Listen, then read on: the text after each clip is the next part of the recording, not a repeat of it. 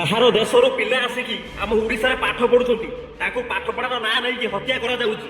ଏମିତି ଭୟଙ୍କର ସମସ୍ୟା ଆମ ଓଡ଼ିଶାର କିଟ୍ ୟୁନିଭର୍ସିଟିରେ ଦେଖିବାକୁ ମିଳିଛି।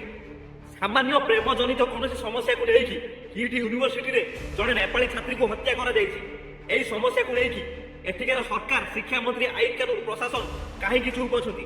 ଏହି ସମସ୍ୟାକୁ ନେଇକି ସେଠିକାର ଷ୍ଟୁଡେଣ୍ଟ ମାନେ ପ୍ରତିବାଦ କରିବାରୁ ସେ ଷ୍ଟୁଡେଣ୍ଟ ମାନଙ୍କୁ ସେ କିଟ୍ ୟୁନିଭର୍ସିଟିରୁ ଧକ୍କା ମାରିକି କାହିଁକି ବାହାର କରି ଦିଆଯାଉଛି? ବର୍ତ୍ତମାନ ଏଠି ଏହି ସମସ୍ୟାକୁ ନେଇକି ସେ କିଟ୍ ୟୁନିଭର୍ସିଟିର ପ୍ରଶାସନ କାହିଁକି ଚୁପ୍ ଅଛି? ଆଇନ ମନ୍ତ୍ରୀ, ମୁଖ୍ୟମନ୍ତ୍ରୀ, ଶିକ୍ଷାମନ୍ତ୍ରୀ ଏତେ ପର୍ଯ୍ୟନ୍ତ କାହିଁକି ଚୁପ୍ ଅଛନ୍ତି? ଏହି ସମସ୍ୟାକୁ ନେଇକି ବିଭିନ୍ନ ଦଳର ଛାତ୍ର ନେତା ଏବଂ ଛାତ୍ର ନେତ୍ରୀମାନେ କାହିଁକି ଚୁପ୍ ଅଛନ୍ତି? ଏହି ସମସ୍ୟାର ସମାଧାନ କରିବା ପାଇଁ ଆଇନ କାନୁନ ଏଠି ଗଲା କୁଆଡ଼େ? ପୁଲିସ ପ୍ରଶାସନ ଏଠି ଗଲା କୁଆଡ଼େ? ନେତା ମନ୍ତ୍ରୀମାନେ ଏଠି ଗଲେ କୁଆଡ଼େ?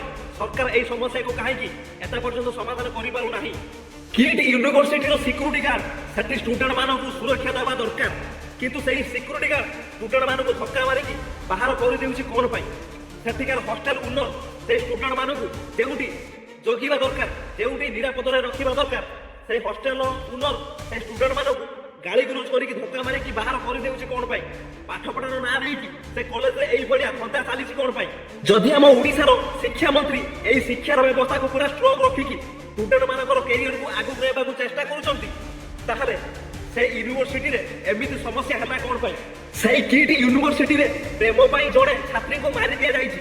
ଛାତ୍ରୀମାନେ ପାଠପଢ଼ା ବଦଳରେ ହଷ୍ଟେଲ ଛାଡ଼ିବାକୁ ବାଧ୍ୟ ହେଉଛନ୍ତି। ଛାତ୍ରୀମାନଙ୍କୁ ପାଠପଢ଼ା ବଦଳରେ ସେଠୁ ଧକ୍କା ମାରିକି ହଷ୍ଟେଲରୁ ବାହାର କରିଦେଇକି ଘରକୁ ପଠାଯାଉଛି। ଯଦି ସେହି ଅଭିଯୁକ୍ତକୁ ଆରେଷ୍ଟ କରାଯାଇଛି, ତାହେଲେ ସେହି ଅଭିଯୁକ୍ତ ସହିତ ସମ୍ପୃକ୍ତ ଥିବା ଅପରାଧୀମାନଙ୍କୁ କାହିଁକି ଏତେ ପର୍ଯ୍ୟନ୍ତ ଆରେଷ୍ଟ କରାଯାଇନି? ସାମାନ୍ୟ ପ୍ରେମ ପ୍ରତାରଣାକୁ ନେଇକି କିଟ୍ ୟୁନିଭର୍ସିଟିରେ ଏମିତି ଛାତ୍ରୀ ମୃତ୍ୟୁ ମାମଲା ଦେଖିବାକୁ ମିଳିଛି। ୟୁନିଭର୍ସିଟିର ପ୍ରଶାସନ କହୁଛନ୍ତି ଯେ ସେ ଛାତ୍ରୀମାନେ କୁଆଡ଼େ ପ୍ରକୃତରେ ସୁସାଇଡ୍ କରିଛନ୍ତି, କିନ୍ତୁ ପ୍ରକୃତରେ ଛାତ୍ରୀ ଜଣକ ସୁସାଇଡ୍ କରିଛନ୍ତି ନା ଛାତ୍ରୀମାନଙ୍କୁ ହତ୍ୟା କରାଯାଇଛି ସେ ସମ୍ପର୍କରେ ସମ୍ପୂର୍ଣ୍ଣ ତଥ୍ୟ ଏତେ ପର୍ଯ୍ୟନ୍ତ ବି ଜଣାପଡ଼ୁନି। ସେ ସମ୍ପର୍କରେ ସମ୍ପୂର୍ଣ୍ଣ ତଥ୍ୟ ଏତେ ପର୍ଯ୍ୟନ୍ତ ବି ସାମ୍ନାକୁ ଆସୁନି। ଆଉ ଏହି ସମସ୍ୟାର ସତ ଜାଣିବା ପାଇଁ ସେହି ୟୁନିଭର୍ସିଟିର ଷ୍ଟୁଡେଣ୍ଟ ମାନେ ପ୍ରତିବାଦ କରିବାରୁ ସେ ଷ୍ଟୁଡେଣ୍ଟ ମାନଙ୍କୁ ୟୁନିଭର୍ସିଟିରୁ ହଷ୍ଟେଲରୁ ଧକ୍କା ମାରିକି ବାହାର କରି ଦିଆଯାଉଛି। ହଷ୍ଟେଲ ଭିତରେ ଛାତ୍ରୀ ମୃତ୍ୟୁ କେସ୍କୁ ନେଇକି ଆମ ଓଡ଼ିଶାର ସରକାର ମାଧ୍ୟମରେ ସିବିଆଇ ଟିମ୍ର ଇନଭେଷ୍ଟିଗେସନ ଏତେ ପର୍ଯ୍ୟନ୍ତ କାହିଁକି କରାଯାଇନି? ଏହି ସମସ୍ୟାର ସତକୁ ସାମ୍ନାକୁ ଆଣିବା ପାଇଁ ସିବିଆଇ ଟିମ୍, ଆଇନ କାନୁନ କାହିଁକି ଚୁପ୍ ଅଛି? ନେତା ମନ୍ତ୍ରୀମାନେ କାହିଁକି ଚୁପ୍ ଅଛନ୍ତି? ପୁଲିସ ପ୍ରଶାସନ କାହିଁକି ଚୁପ୍ ଅଛି? ସିବିଆଇ ଟିମ୍ ମାଧ୍ୟମରେ ଯଦି ଆମ ଦେଶରେ ବଡ଼ ବଡ଼ ଘଟଣାକୁ ଇନଭେଷ୍ଟିଗେସନ କରାଯାଏ, ତାହେଲେ ଏ କିଟ୍ ୟୁନିଭର୍ସିଟିର ଛାତ୍ରୀ ମୃତ୍ୟୁ ମାମଲାରେ ଏ କେସ୍କୁ କାହିଁକି ଏତେ ପର୍ଯ୍ୟନ୍ତ ସିବିଆଇ ଟିମ୍ ମାଧ୍ୟମରେ ଇନଭେଷ୍ଟିଗେସନ କରାଯାଉନି? ଏହି ସମସ୍ୟାକୁ ନେଇକି ସରକାର, ଶିକ୍ଷାମନ୍ତ୍ରୀ, ମୁଖ୍ୟମନ୍ତ୍ରୀ, ନେତା ମନ୍ତ୍ରୀମାନଙ୍କୁ କିଛି ପ୍ରଶ୍ନ ପଚାରିଲା ବେଳକୁ ସେମାନେ ମିଡିଆ ଆଗରେ ଏଣୁ ତେଣୁ କାହିଁକି ମିଛ ସତ କହିକି ଭାଷଣ ମାରିକି ଷ୍ଟୁଡେଣ୍ଟମାନଙ୍କୁ ଭୁଆ ବୁଲାଉଛନ୍ତି। ସେର ସମାଧାନ କେମିତି କରାଯିବ, କେଉଁ ମାଧ୍ୟମରେ କରାଯିବ, ସେ ସମ୍ପର୍କରେ ଏଠି କେହି ବି ଗୋଟେ ମୁହଁ ଖୋଲୁନାହାନ୍ତି। ଗୋଟେ ୟୁନିଭର୍ସିଟିକୁ ଯଦି ଶିକ୍ଷାର ମନ୍ଦିର କୁହାଯାଏ, ବିଦ୍ୟାର ମନ୍ଦିର କୁହାଯାଏ, ୟୁନିଭର୍ସିଟି ଭିତରେ ଯଦି ଶିକ୍ଷାର ଦୁନିଆ ତିଆରି କରାଯାଏ, ଷ୍ଟୁଡେଣ୍ଟ ମାନଙ୍କୁ ଯଦି ନୂଆ ଦୁନିଆର ଭବିଷ୍ୟତର ରାସ୍ତା ଦେଖିବା ପାଇଁ ପାଠ ପଢ଼ାଯାଏ, ଶିକ୍ଷା ଦିଆଯାଏ, ତାହେଲେ ସେଇ ୟୁନିଭର୍ସିଟିରେ ପ୍ରେମ ଜନିତ ପ୍ରତାରଣାକୁ ନେଇକି ସେଇ ଛାତ୍ରୀ ଜଣକୁ କାହିଁକି ମାରି ଦିଆଗଲା? ସେ ଛାତ୍ରୀ ଜଣକୁ କାହିଁକି ହତ୍ୟା କରାଗଲା? ଆମ ଦେଶରେ ଝିଅମାନଙ୍କୁ ରେପ୍ ହେଲା ବେଳକୁ ସେଇ ରେପ୍ କେସ୍ରେ ସେ ଝିଅକୁ ଟିକେ ନ୍ୟାୟ ଦେବା ପାଇଁ, ସେ ରେପିଷ୍ଟକୁ ଆରେଷ୍ଟ କରାଇବା ପାଇଁ ଯଦି ଆମ ଦେଶରେ ହଜାର ହଜାର ପବ୍ଲିକ ମାନେ ରାସ୍ତାକୁ ବାହାରି ଆସନ୍ତି, ତାହେଲେ ଆପଣ ଦେଶର ଜଣେ ଛାତ୍ରୀକୁ ଆମ ଇଣ୍ଡିଆରେ କିଟ୍ ୟୁନିଭର୍ସିଟିରେ ପାଠପଢ଼ା ସମୟରେ ହତ୍ୟା କରାଯାଇଛି।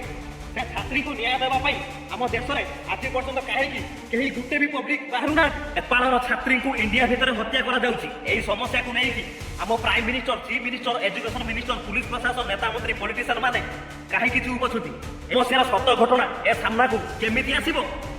ସେ ସମ୍ପର୍କରେ ସମ୍ପୂର୍ଣ୍ଣ ତଥ୍ୟ ଏମାନେ ଜାଣିନାହାନ୍ତି ନା ଏମାନେ ଜାଣିକି ଚୁପଚାପ ବସିଛନ୍ତି? ଆମମାନେ କିଛି ବି ଏତେ ପର୍ଯ୍ୟନ୍ତ ବୁଝି ହେଉନି। ନେପାଳ ଦେଶ ସହିତ ଆମ ଇଣ୍ଡିଆର କୌଣସି ଶତ୍ରୁତା ନାହିଁ, କିନ୍ତୁ ସେହି ନେପାଳୀ ଛାତ୍ରୀଙ୍କୁ ଆମ ଓଡ଼ିଶାରେ କିଟ୍ ୟୁନିଭର୍ସିଟିରେ କାହିଁକି ହତ୍ୟା କରାଗଲା? କେଉଁ କାରଣ ପାଇଁ ହତ୍ୟା କରାଗଲା? କାହିଁକି ହତ୍ୟା କରାଗଲା? ସେ ସମ୍ପର୍କରେ ସମ୍ପୂର୍ଣ୍ଣ ତଥ୍ୟ ସାମ୍ନାକୁ ଆସିବା ଦରକାର। ହତ୍ୟାକାଣ୍ଡ ପଛର ଷଡ଼ଯନ୍ତ୍ରର ଶିକାରୀ କେଉଁମାନେ, ସେମାନଙ୍କୁ ଆରେଷ୍ଟ କରିବା ଦରକାର। କିଟ୍ ୟୁନିଭର୍ସିଟିକୁ ସମ୍ପୂର୍ଣ୍ଣ ଭାବରେ ବ୍ୟାନ୍ କରିବା ଦରକାର।